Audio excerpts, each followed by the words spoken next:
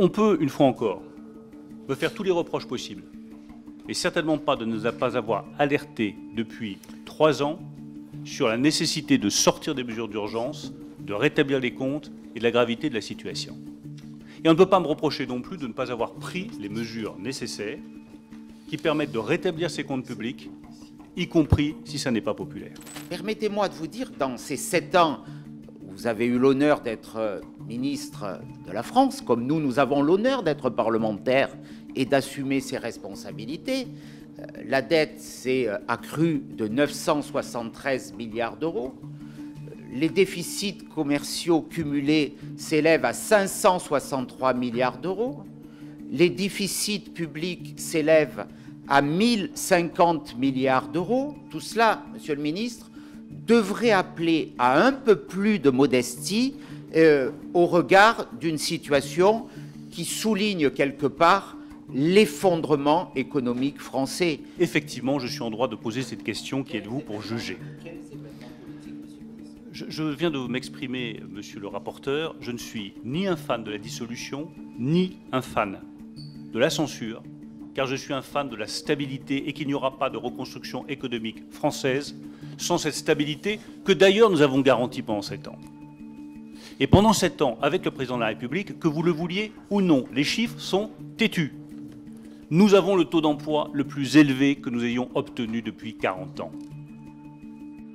Nous avons rouvert des usines dans un pays qui les fermait par séries entières.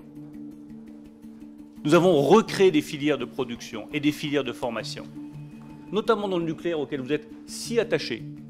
C'est nous qui avons relancé le nucléaire. Enfin, vous parlez d'effondrement économique français, pardon. J'ai vu une réalité radicalement différente. C'est un peu regrettable qu'il faille attendre des pays étrangers la reconnaissance de ce qui a été fait en France pendant 7 ans et que les parlementaires de la République ne soient même pas capables de reconnaître à quel point notre politique économique a amélioré la vie de millions de nos compatriotes. La gravité du dérapage budgétaire n'a pas été portée à la connaissance ni des parlementaires ni des Français. Donc je vous repose la question, qui n'a pas souhaité qu'il y ait cette transparence? Est-ce que c'est le Premier ministre? Est-ce que c'est le Président de la République? Est-ce que c'est vous? Mais c'est faux, monsieur le rapporteur. J'ai fait un 20h de TF1 le 21 janvier, un autre le 18 février, pour dire que le plus dur en matière de finances publiques était devant nous. Ça fait des millions de téléspectateurs. On ne peut pas dire que je n'ai pas informé les Français. Alors je ne peux pas à la fois être traité de père la rigueur en janvier 2024 et de Père Noël qui a cédé à la gabegie en décembre de la même année. Il faut choisir. Alors je sais bien que l'époque est au Père Noël.